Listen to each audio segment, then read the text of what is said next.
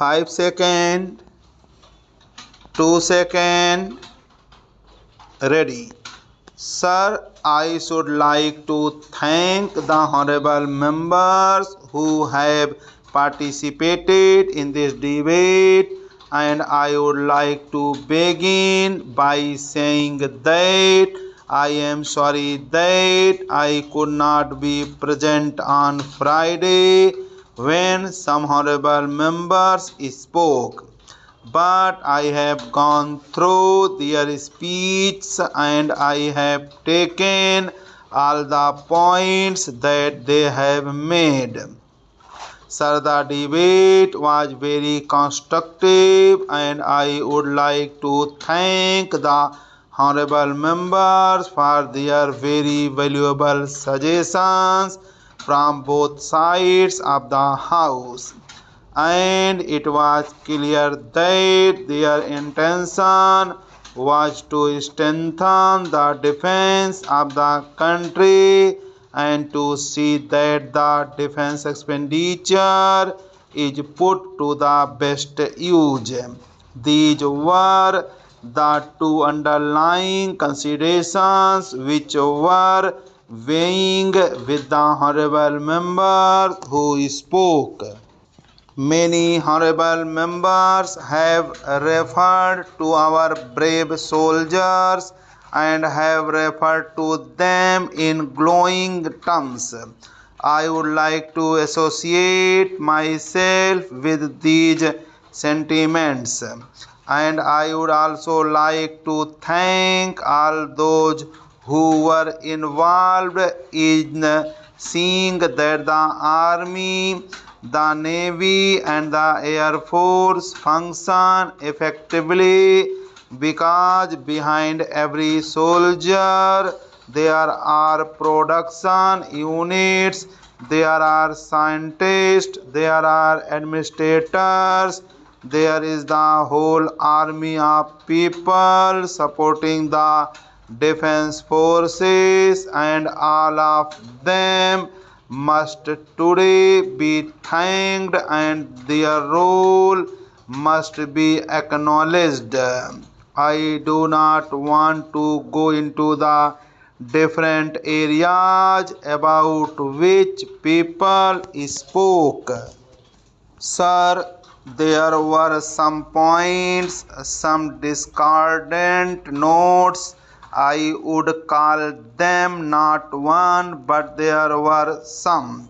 I can only say that if there is some misunderstanding, some misinformation, some misconception, some failure on the part of the government to put across its point, then we would acknowledge, we would accept it, and we would learn from mistakes. And if there is misinformation on the part of the honorable members, we can hope to rectify it. All of us are aware that there are interested parties in our country and there are interested countries abroad who would like to see the progress of India slowed down, who are not easy at the thought of India raising to its full stature and its full power, and who therefore lost no opportunity of trying to demoralize us as a people, who refer to our army and say that the quality of our soldiers is not good, their performance is not good, and that our scientists and technologists are doing second-rate work. They allege that there is excess defense expenditure which a poor country cannot afford. These are arguments which we have heard for years and years. Now all of us sitting across that side of the house or this side are equally concerned about it.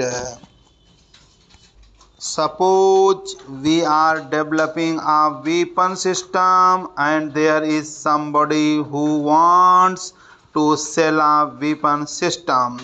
Then there is certainly over a period of time an attempt to create the impression that the weapon system we are developing is obsolete before we develop it, and so on and so forth.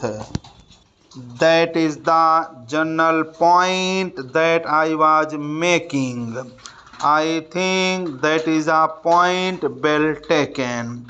I would say that can be attributed to misinformation, but I would not labor the point, and I think he should understand what he said about Sri Lanka is not in consonance with the spirit in which the other remarks have been made from both sides of the house. The important thing on which all of us are agreed is that India cannot afford to let it go down. We have a long history, and that history has its ups and downs. We have known victory and defeat. We have known colonialism. As a nation state with 40 years history, we have seen many wars. Against this background and the current geopolitical realities to which many honorable members referred, nobody can deny the need to build a strong defense in India.